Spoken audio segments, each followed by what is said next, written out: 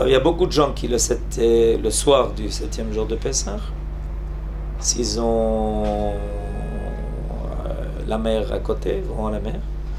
Parce que selon la tradition, c'est pas seulement la mer Rouge qui s'est ouverte, mais toutes les mers du monde se sont ouvertes en même temps que la mer Rouge. Et dans le monde entier, on a senti qu'il y a eu un miracle qui était en train de se faire. Et aujourd'hui, c'est intéressant ce que vous dites, parce qu'aujourd'hui, on a, dans le cours que j'ai donné ce matin aux hommes, et on a étudié un passage du livre Em Abanim Semecha. Est-ce qu'on vous a déjà parlé de ce livre? On vous a déjà parlé de ce livre? René Akrish vous a parlé de ce livre. Alors, le Rav Teichtel, Hashem Yikom Damo, je l'ai rappelé hier parce que c'était le jour de Yom Hazikaron, la Shoah et la Gvura. Le Rav Teichtel était un Talmid Chacham, une sommité. Et il a été tué en Hongrie. Vous savez qu'aux Juifs de Hongrie est arrivé quelque chose de terrible. Ils ont été massacrés alors que déjà, dans une partie des territoires occupés par les nazis, la libération était déjà faite. C'est-à-dire que, alors que la guerre pour certains était déjà terminée, eux ont subi dans les 6 derniers mois de la guerre de la Deuxième Guerre mondiale, ils ont un massacre où en l'espace de 6 mois, 90% des Juifs de Hongrie ont été décimés. Parmi eux figurait donc ce Rav, le Rav Teichtel, et Yissachar Teichtel, il a écrit un livre alors qu'il était caché dans une cave, et avant qu'il ne soit pris et déporté. Et dans ce livre, il en fait a complètement changé d'idée.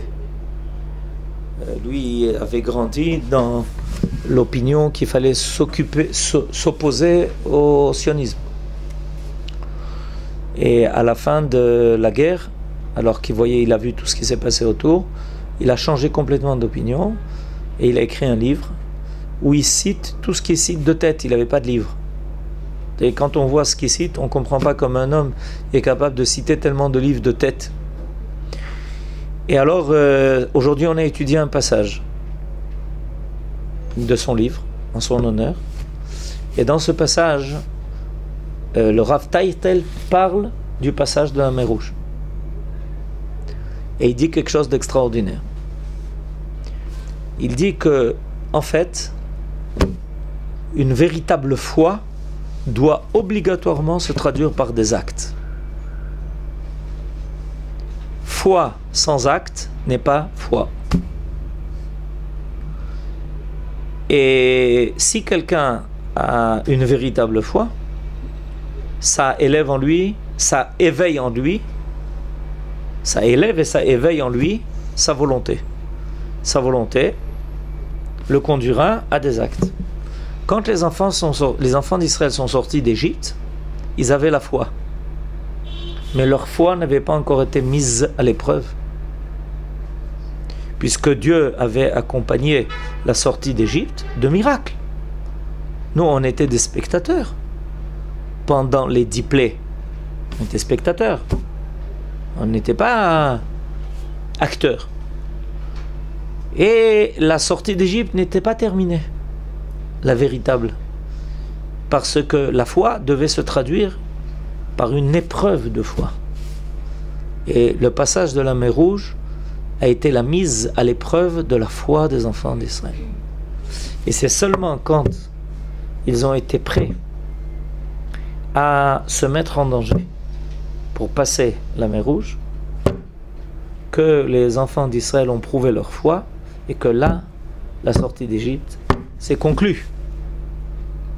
Et de là, ils tirent une conclusion pour la fin des temps.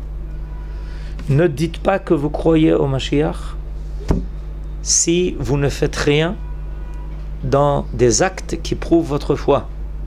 Or, il n'y a qu'un acte qui est, de façon la plus claire, un acte qui est capable de prouver votre foi dans le Mashiach. c'est monter en Eretz Israël. C'est ce qu'il enseigne. Puisque le Mashiach, c'est le retour d'Israël sur sa terre. Si vous ne montez pas en Eretz Israël, si on ne monte pas en Eretz Israël, n'affirmez pas que vous avez la foi dans le Mashiach. C'est quelque chose qui est vain. Voilà ce qu'il enseigne dans son livre Em Abanim Smecha.